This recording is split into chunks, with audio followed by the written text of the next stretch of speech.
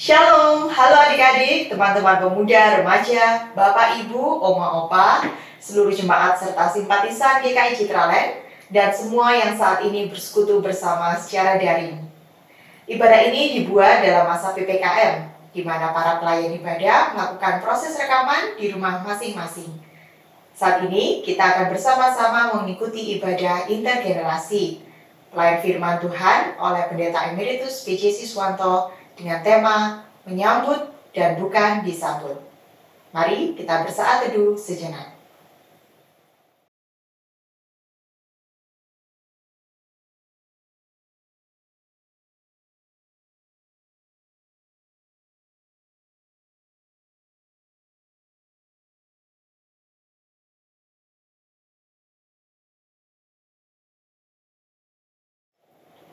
Adik-adik dan jemaat yang terkasih, mari kita bersatu memuji Allah kita, Allah yang hebat dan penuh kemuliaan.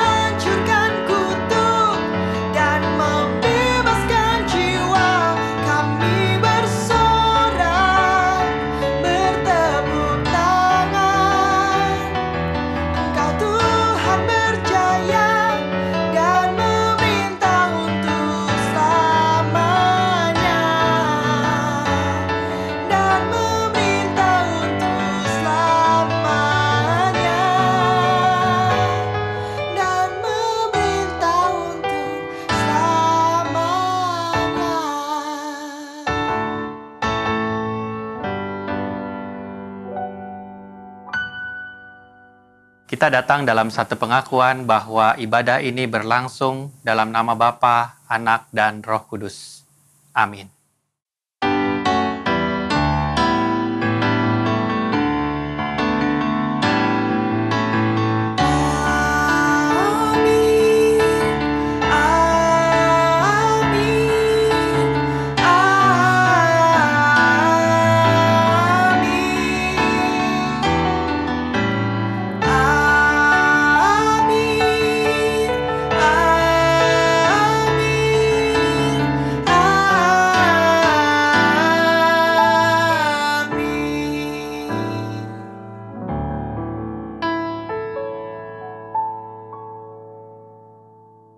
Damai Kristus beserta saudara.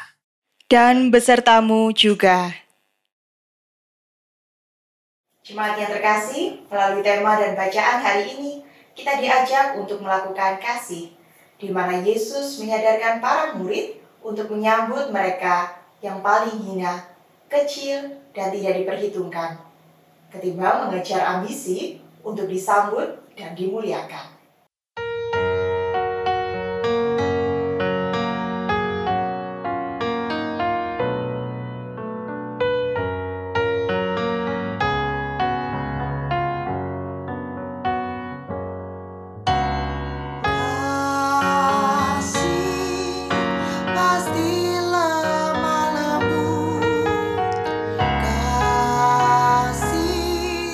Pasti memaafkan.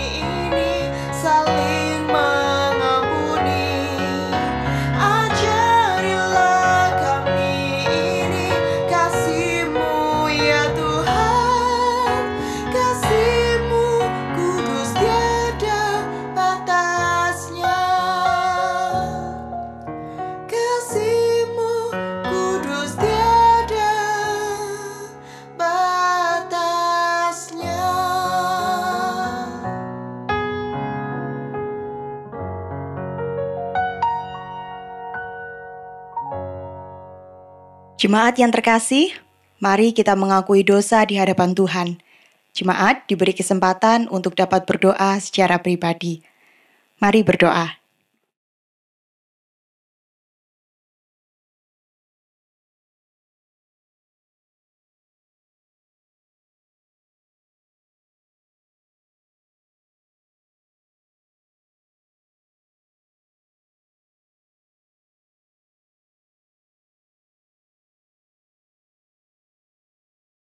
Tuhan Yesus yang penuh kasih, kami telah berdosa dan cemar. Namun secara sadar kami adalah umat yang tidak akan pernah mampu menghapus dosa kami. Ampuni dan tahirkanlah kami ya Tuhan. Di dalam nama Tuhan Yesus kami berdoa. Amin.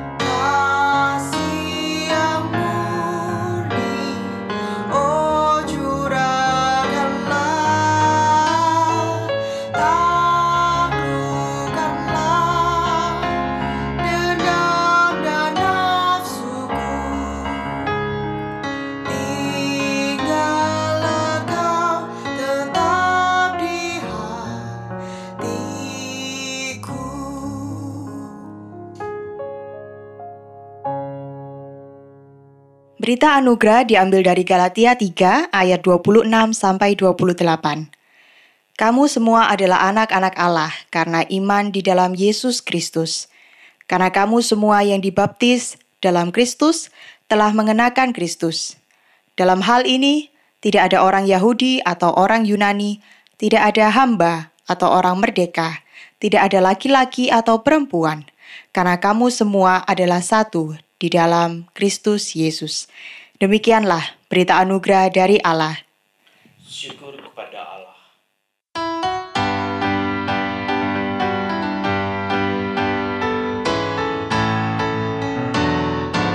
Bukan karena upahmu dan bukan karena kebajikan hidupmu, bukan persembahanmu dan bukan pula hasil perjuanganmu. Allah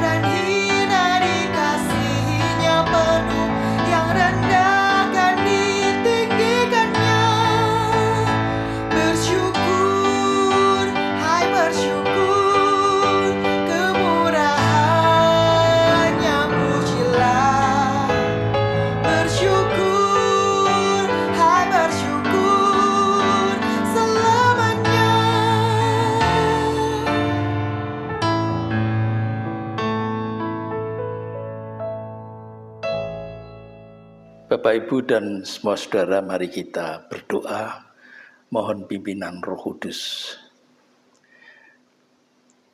Ya Tuhan, kiranya firman-Mu yang akan kami baca, kami dengarkan, kami renungkan, Roh Kudus yang berkarya, memeteraikan firman Tuhan itu di dalam hati kami. Roh Kudus memampukan kami untuk hidup seperti apa yang Tuhan kehendaki sesuai dengan kebenaran firman-Mu. Pakailah hamba-Mu untuk menyampaikan kebenaran firman-Mu, dan Tuhan dipermuliakan melalui semuanya itu. Dalam nama Tuhan Yesus. Amin. Sabda Tuhan dibacakan dari Injil Markus pasal 9 ayat 30 sampai dengan ayat 37 dari Lembaga Alkitab Indonesia memberikan judul pemberitahuan kedua tentang penderitaan Yesus dan siapa yang terbesar di antara para murid. Ayat 30, Yesus dan murid-muridnya berangkat dari situ dan melewati Galilea, dan Yesus tidak mau hal itu diketahui orang. Sebab ia sedang mengajar murid-muridnya. Ia berkata kepada mereka, Anak manusia akan diserahkan ke dalam tangan manusia, dan mereka akan membunuh dia. Dan 3 hari sesudah ia dibunuh, ia akan bangkit. Mereka tidak mengerti perkataan itu, namun segan menanyakannya kepadanya. Kemudian tibalah Yesus dan murid-muridnya di Kapernaum. Ketika Yesus sudah di rumah, ia bertanya kepada murid-muridnya, apa yang kamu perbincangkan tadi di tengah jalan? Tetapi mereka diam, sebab di tengah jalan tadi mereka mempertengkarkan siapa yang terbesar di antara mereka. Lalu Yesus duduk dan memanggil ke-12 murid itu, katanya kepada mereka, jika seseorang ingin menjadi yang terdahulu, hendaklah ia menjadi yang terakhir dari semuanya dan pelayan dari semuanya. Maka Yesus mengambil seorang anak kecil dan menempatkannya di tengah-tengah mereka. Kemudian ia memeluk anak itu dan berkata kepada mereka, barang siapa menyambut seorang anak seperti ini dalam namaku, ia menyambut aku, dan barang siapa menyambut aku, bukan aku yang disambutnya, tetapi dia yang mengutus aku. Demikianlah pembacaan firman Tuhan. Lakukanlah seturut perintahnya. Haleluya.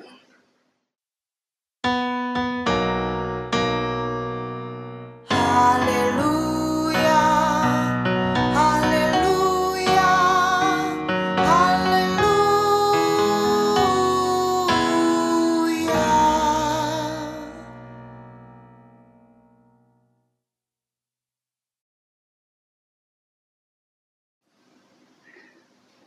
Shalom Bapak, Ibu, dan semua saudara. Kita bersyukur kita masih diberi kesempatan untuk beribadah, walaupun kita sementara harus melalui online, ya. Tema kita pada minggu ini adalah menyambut dan bukan disambut. Menyambut dan bukan disambut. Ini sebuah ungkapan yang sebenarnya mengingatkan kita dan mengajar kita agar kita mau menjadi orang yang menyambut, ya, orang yang mau memperhatikan, orang yang mau peduli terhadap orang lain, bukan orang yang maunya hanya terus minta disambut, dihormati, dihargai, disanjung, ya, atau diperhatikan. Dan itulah sebenarnya prinsip hidup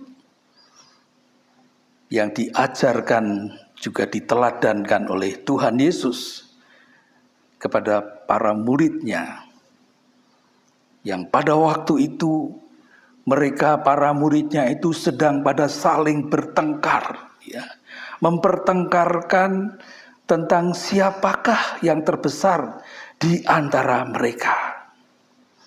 Siapakah yang paling terhormat posisinya, statusnya, siapakah yang paling hebat di antara mereka. Itulah yang sedang mereka pertengkarkan. Bapak Ibu Saudara, kita tahu bahwa memang biasanya di dalam sebuah komunitas, ya, sebuah kelompok organisasi, ya, jabatan seseorang itu dianggap sebagai hal yang sangat penting.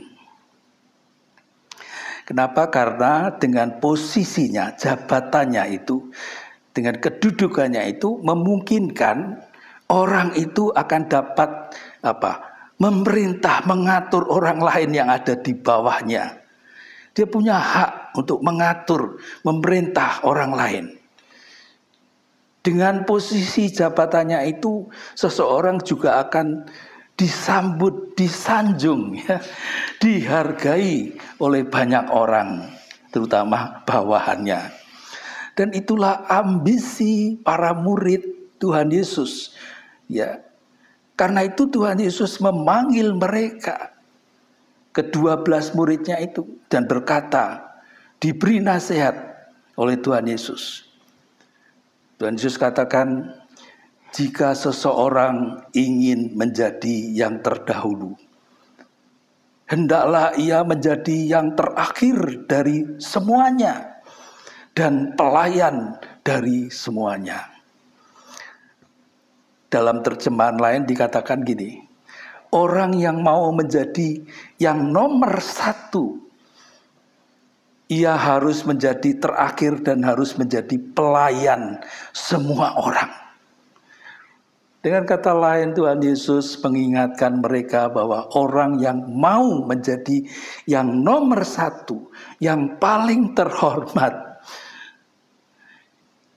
ia juga harus mau menjadi orang yang menyambut, ya, orang yang mau memperhatikan, orang yang mau peduli terhadap orang lain. Dan bukan hanya menjadi orang yang maunya minta disambut, dihormati, dihargai. Ya. Kelihatannya apa yang disampaikan atau diajarkan Tuhan Yesus ini adalah konsep yang aneh bagi dunia. Karena biasanya orang yang terhormat biasanya ingin dihormati, disanjung, dipuji.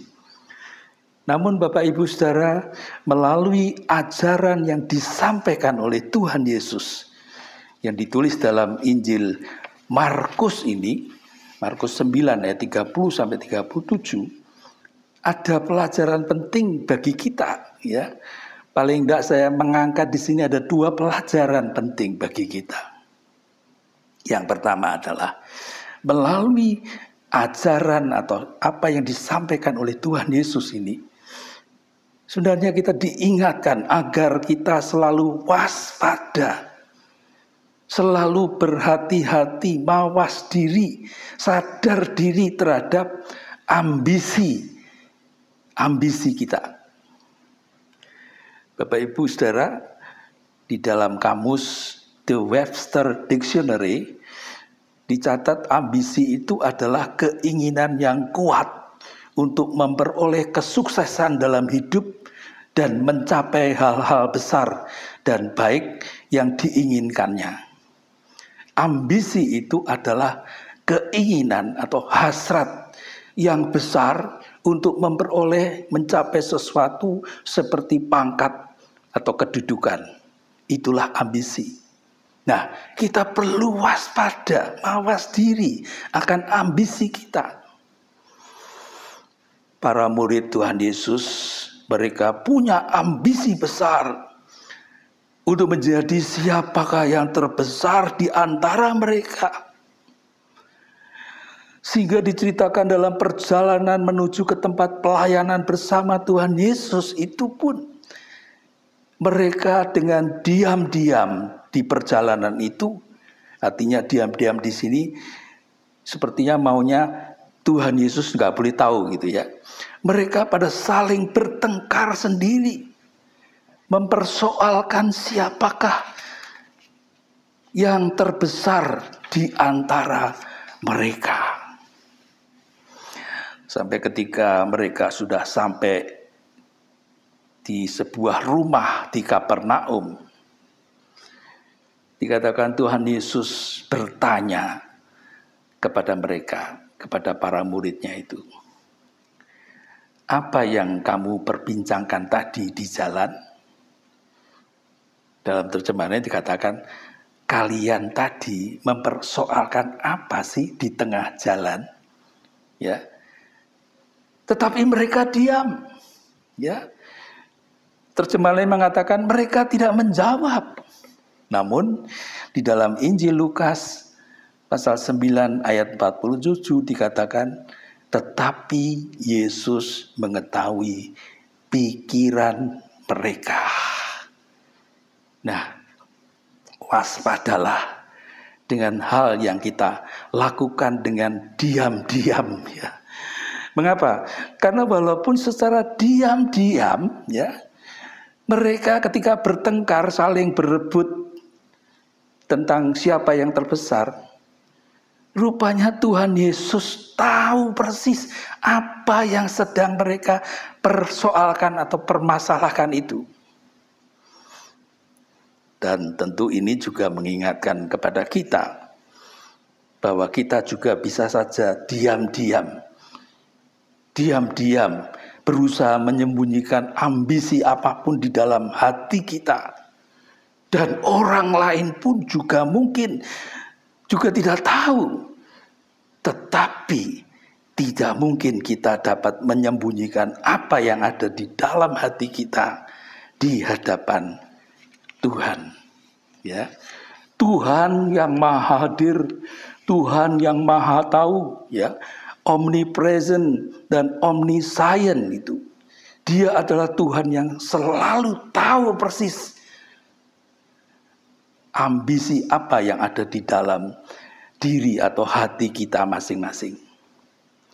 Karena itu, marilah kita senantiasa waspada. Marilah kita juga memohon kepada Tuhan agar Tuhan berkenan menolong dan memampukan kita, agar kita juga diberi kemampuan membuang segala ambisi yang tidak sesuai dengan kehendak Tuhan. Karena ambisi berebut posisi siapa yang terbesar seperti yang dilakukan oleh para murid Tuhan Yesus pada waktu itu, rupanya itu juga masih sedang terus banyak terjadi di dalam kalangan kehidupan bergereja, di dalam kehidupan orang-orang Kristen pada masa kini. Oleh karena itu, waspadalah dengan ambisi yang berebut posisi itu. Ambisi berebut posisi seperti itu, kalau kita perhatikan juga telah membuat para murid Tuhan Yesus, juga bisa membuat kita juga tidak lagi peka terhadap penderitaan Yesus Kristus. Sehingga ketika Tuhan Yesus itu sedang berbicara tentang penderitaannya, murid-muridnya justru mereka malah sedang asik saling bertengkar tentang siapa yang terbesar di antara mereka. Mereka tidak mengerti apa yang sedang dibicarakan oleh Tuhan Yesus. Mereka sedang asik dengan pikiran mereka masing-masing, yaitu siapa yang terbesar. Karena itu mereka berpikir siapa yang terbesar yang nantinya yang akan menggantikan jadi pemimpin setelah Yesus mati. Padahal Yesus adalah Mesias yang diurapi untuk menjadi juru selamat manusia berdosa ini. Namun dapat kita bayangkan Bapak Ibu, bagaimana perasaan Tuhan Yesus yang mengetahui pola pikir para muridnya yang sudah dididik secara khusus selama kurang lebih 3 tahun itu. Ketika mendengar apa yang mereka bicarakan, ya tahu persis apa yang mereka permasalahkan itu. Ketika dia sedang berjalan menuju salib, kok malah justru para muridnya sedang berebut kedudukan atau kekuasaan. Mereka lupa akan panggilan mereka menjadi murid Yesus Kristus adalah panggilan untuk menderita bersama dengan Yesus Kristus. Nah, ini warning, peringatan bagi kita juga. Ya, ketika motivasi kita, ambisi kita salah, kita juga bisa untuk menjadi seperti para murid ini. Tidak lagi berfokus kepada panggilan Tuhan, tapi kepada emosi atau ambisi pribadi kita sendiri. Lupa bahwa kita dipanggil untuk melayani Tuhan, seperti yang sudah diteladankan dan diberitakan oleh Tuhan Yesus sendiri.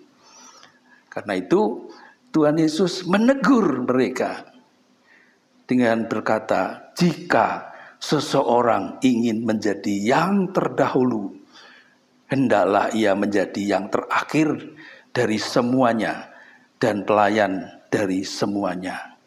Orang yang mau menjadi nomor 1, ia harus menjadi yang terakhir dan harus menjadi pelayan dari semua orang.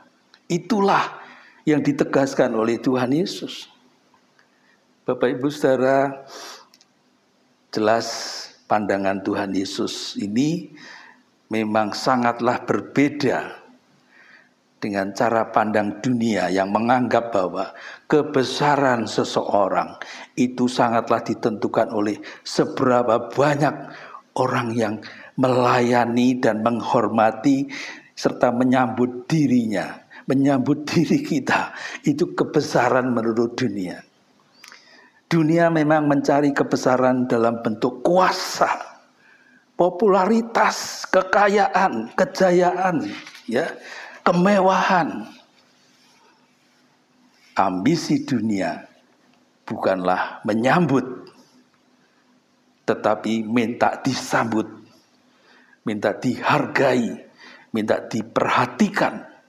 Oleh karena itu Tuhan Yesus meluruskan pandangan para muridnya tentang kebesaran sebagai murid Tuhan Yesus.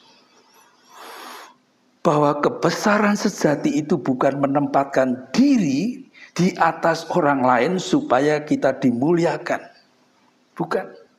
Kebesaran sejati itu adalah rela dan mau menempatkan diri kita untuk melayani, untuk kita menyambut dan bukan disambut, untuk menjadi berkat bagi sesama kita, terutama bagi mereka yang dianggap paling hina. Orang bilang wong cilik, orang kecil, mereka yang tidak diperhitungkan, mereka yang tersisih, daripada mengejar ambisi untuk kita disambut dan diutamakan. Itulah ambisi yang Tuhan Yesus ajarkan dan teladankan agar kita para muridnya mengikutinya. Dan ingatlah bahwa Tuhan tahu persis ambisi apa yang ada di dalam diri kita. Karena itu waspadalah terhadap ambisi kesombongan seperti yang telah dilakukan oleh para murid Tuhan Yesus pada waktu itu. dan yang bisa juga kita lakukan di dalam kehidupan kita saat ini. Kita bisa berambisi di dalam kesombongan kita. Milikilah ambisi yang positif. Ambisi untuk menyenangkan hati Tuhan. Ambisi untuk melakukan kebenaran firman Tuhan dan memuliakan Tuhan. Contohnya, saya mengambil satu contoh di dalam Injil Yohanes, dicatat tentang Yohanes Pembaptis. Ya, dia orang yang sungguh-sungguh melayani Kristus yang datang ini. Dan satu prinsip hidup yang dicatat di dalam Yohanes 3 ayat 30. Dikatakan, ia, Yesus, harus makin besar. Tetapi aku harus makin kecil. Dialah, Yesuslah, yang harus makin penting. Dan saya makin kurang penting. Itu terjemahan dalam bahasa Indonesia sehari-hari. Sehingga ayat ini atau perkataan Yohanes Pembaptis ini dijadikan atau digubah menjadi sebuah lagu ya. Dia harus makin bertambah, ku harus makin berkurang, dan seterusnya. Ya, itulah panggilan saudara dan saya, kita semua. Yang kedua, melalui ajaran yang disampaikan oleh Tuhan Yesus yang ditulis di dalam Injil Markus pasal 9 ini. Tuhan Yesus juga mengajarkan tentang kerendahan hati. Dikatakan di dalam ayat 36 dan 37, maka Yesus mengambil seorang anak kecil dan menempatkannya di tengah-tengah mereka, para muridnya itu. Kemudian Yesus memeluk anak itu dan berkata kepada mereka, barang siapa menyambut seorang anak seperti ini dalam namaku, ia menyambut aku. Dan barang siapa menyambut aku, bukan aku yang disambutnya, tetapi dia yang mengutus aku. Itu kata-kata Tuhan Yesus. Tuhan Yesus memakai seorang anak kecil sebagai simbol kerendahan hati. Juga sebagai hal untuk mengajarkan kerendahan hati kepada para muridnya, termasuk saudara dan saya, kita semua. Orang yang mau menyambut dan bukan orang yang hanya minta disambut, orang itu pasti memiliki kerendahan hati. Sehingga orang itu mau menyambut, mau peduli, mau memperhatikan kepada orang yang dianggap paling hina, yang dianggap tidak diperhitungkan oleh lingkungannya, seperti yang diberikan contoh di sini, seperti anak kecil itu. Ya, second class istilahnya. Di samping para wanita waktu itu ya. Tuhan Yesus tahu persis motivasi dan ambisi hati kita.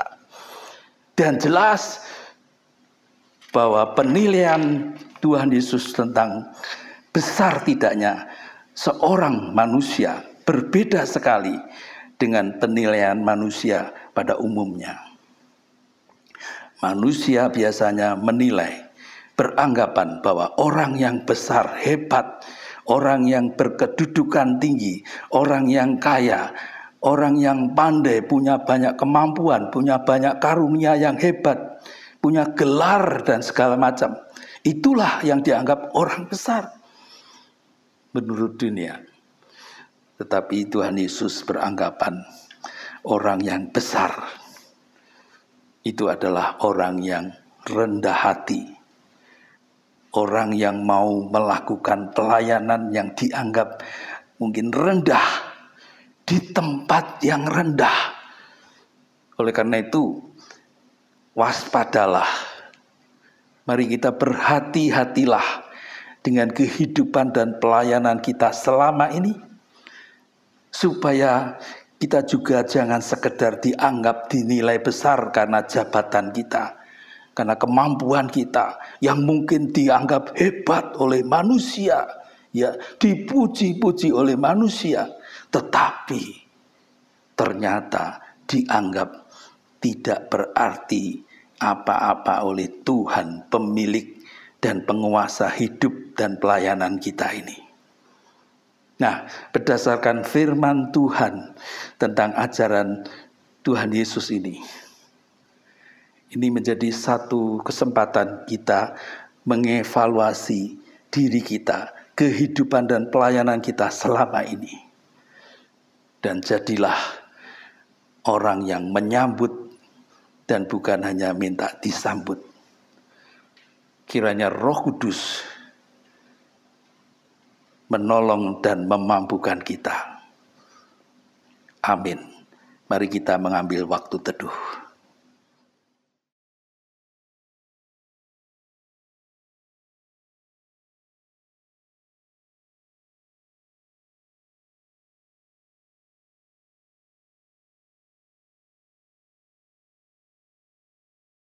Jemaat Allah, dengan bangkit berdiri, marilah kita bersama dengan umat Allah di segala masa mengingat pengakuan pada baptisan kita menurut pengakuan iman rasuli.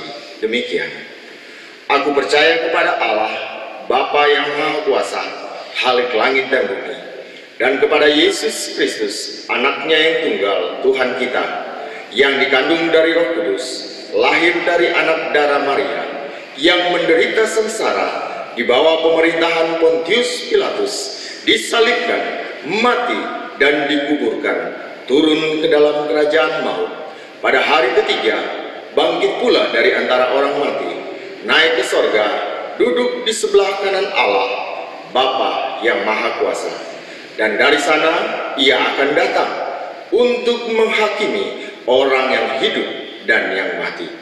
Aku percaya kepada Roh Kudus, gereja yang kudus dan am, persekutuan orang kudus, pengampunan dosa, kebangkitan orang mati, dan hidup yang kekal. Bapak, Ibu, dan saudara, mari kita berdoa.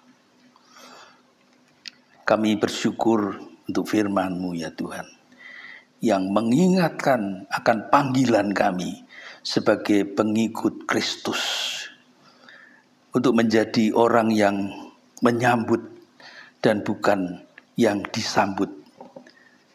Terima kasih Tuhan.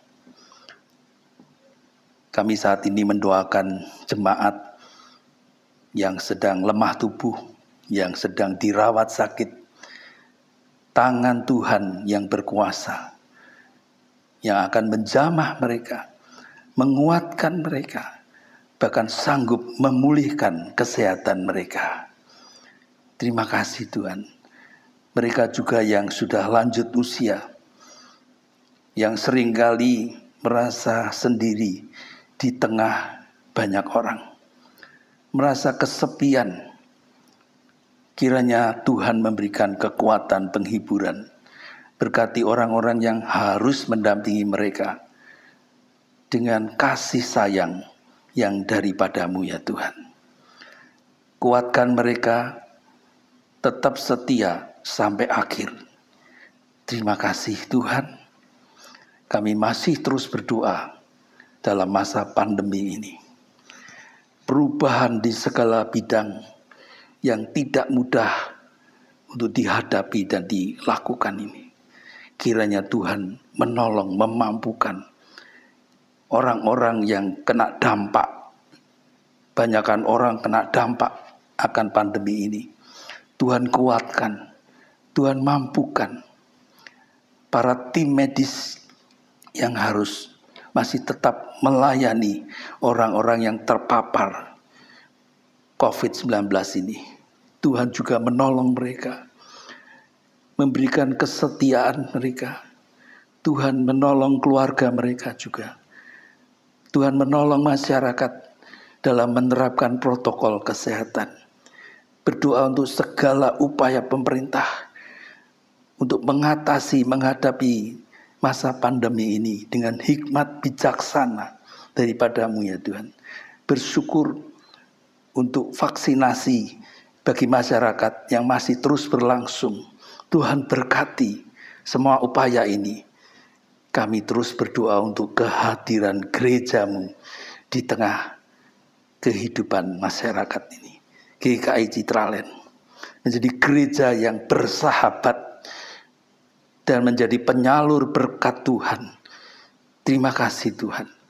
Berdoa untuk tanah Bukit Bali yang masih di dalam proses, yang sungguh kami harapkan, nantikan Tuhan yang berkarya. Karena Tuhan yang sudah memulainya, Tuhan yang akan melanjutkan, bahkan Tuhan akan mewujudkan semuanya itu untuk kemuliaan Tuhan. Kami doakan semuanya itu di dalam nama Tuhan Yesus Kristus yang telah mengajar kami berdoa.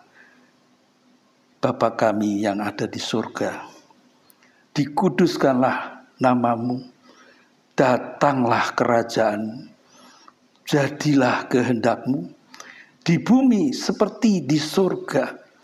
Berikanlah kami pada hari ini makanan kami yang secukupnya, dan ampunilah kami akan kesalahan kami, seperti kami juga mengampuni orang yang bersalah kepada kami.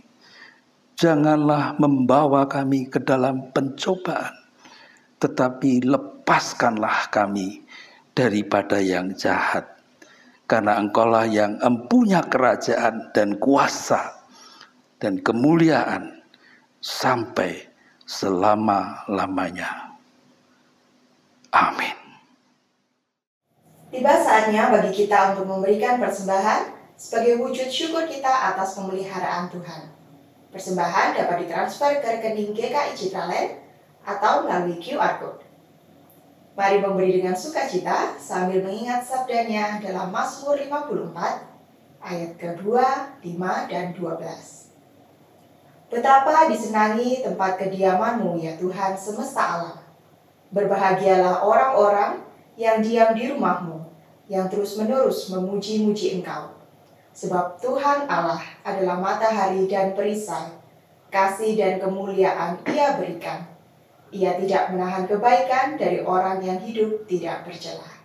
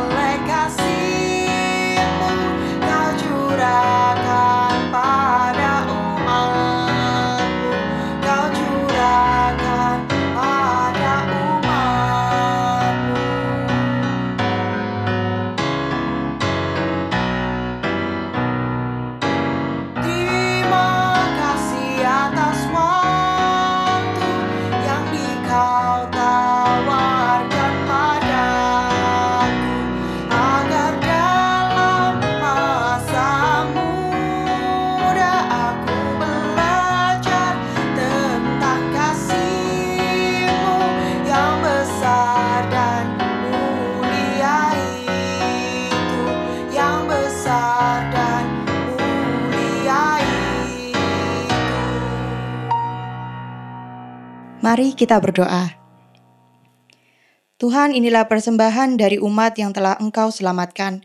Kiranya kami pun senantiasa siap mempersembahkan diri untuk melakukan kehendak Tuhan di dalam kehidupan ini. Dalam nama Tuhan Yesus Kristus kami berdoa. Amin.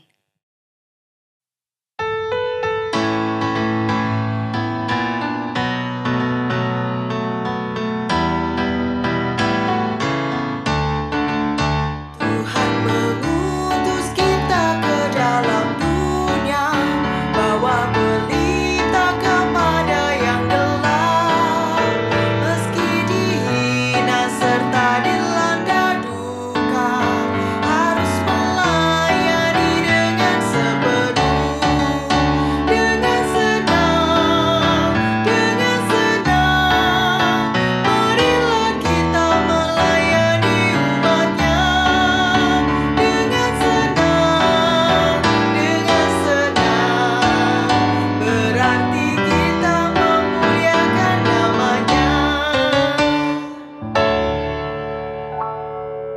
Kini kembalilah dalam kehidupanmu dan terimalah berkat Tuhan. Tuhan memberkati engkau dan melindungi engkau. Tuhan menyinari engkau dengan wajah-Nya dan memberi engkau kasih karunia. Tuhan menghadapkan wajah-Nya kepadamu dan memberi engkau damai sejahtera. Amin.